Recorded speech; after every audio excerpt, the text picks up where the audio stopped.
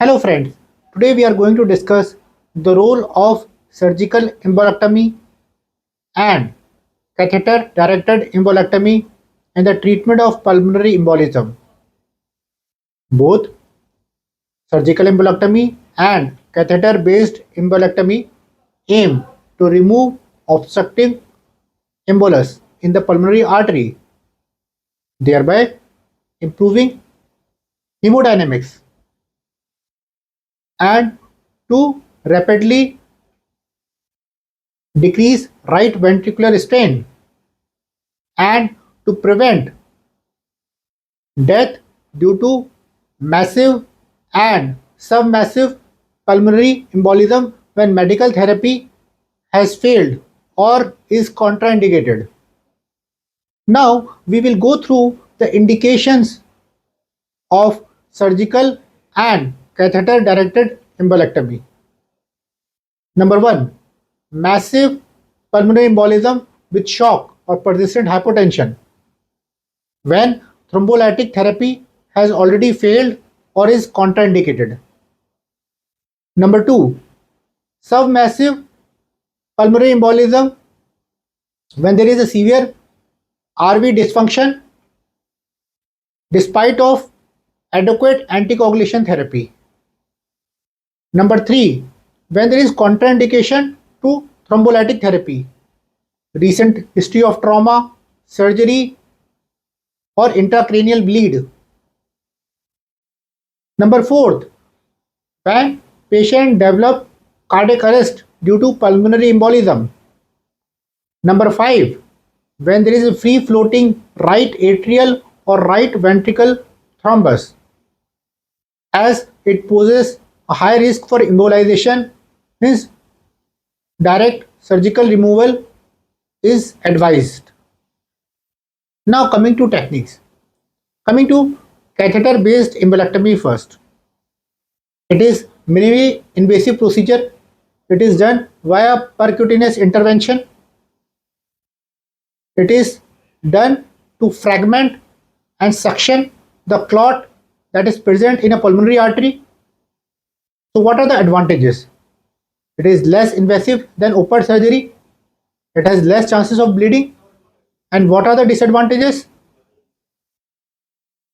So there is chances of incomplete clot removal in case of large pulmonary emboli and risk of vessel injury. Now we will go through surgery based embolectomy or surgical embolectomy. It is done via cardiopulmonary bypass, lobar pulmonary artery or main pulmonary artery is opened and thrombus is removed manually. Advantages: here the large embolus can be removed completely. Disadvantages: it is a high risk procedure. It is not suitable for patients who are unstable. Now we will go through the role of inferior vena cava filter in pulmonary embolism. Inferior vena cava filter is a metallic mesh that is placed in the inferior vena cava below the renal veins. It is mainly used to trap the emboli from the lower limb veins before they reach the lungs. Thus, it does not dissolve the existing clot, but it prevents emboli from reaching the pulmonary artery and thereby causing pulmonary embolism. So, what are the indications? Number 1, when patient has contraindication to anticoagulation therapy. For example, recent history of trauma or surgery or active bleeding. Number 2, when patient has complication due to anticoagulation therapy. For example, bleeding. Number 3, when patient has recurrent pulmonary embolism despite of giving anticoagulant therapy. Now we will go through the role of graduated compression stocking in pulmonary embolism. Graduated compression stockings are used to prevent deep vein thrombosis. They are used to reduce venous stasis and to reduce post-thrombotic complication. As we have already discussed in Virchow's triad, venous stasis is one of the component of Virchow's triad which predisposes a patient to develop deep vein thrombosis. So, in a graduated compression stocking, it helps to improve venous return to the heart and prevent propagation of clot or emboli. Now, we will go through prophylactic anticoagulant therapy in pulmonary embolism. Prophylactic anticoagulant therapy is giving low dose anticoagulant in high risk patients to prevent venous thromboembolism, that is pulmonary embolism or deep vein thrombosis. High risk patients are the ones who have more probability of developing PE.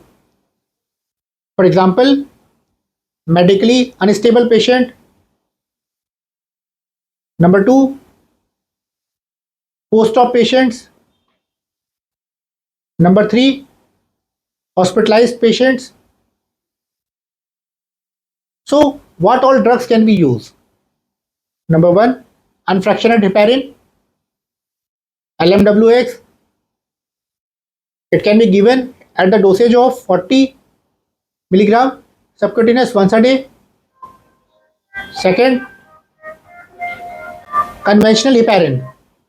We can use conventional heparin at a dosage of 5000 unit subcutaneous twice a day. Number 3, we can give fondaparinux. Dosage is 2.5 mg once a day subcutaneously. And in certain post-op orthopedic patients, we can also use direct oral anticoagulant drugs. For example, tablet Epixiban 2.5 mg BD or tablet Rivaroxaban 10 mg OD. If patients have contraindication to anticoagulant therapy, then we can go for graduated compression stocking or intermittent pneumatic compression. The duration of anticoagulation is usually between 7 to 14 days. Thank you.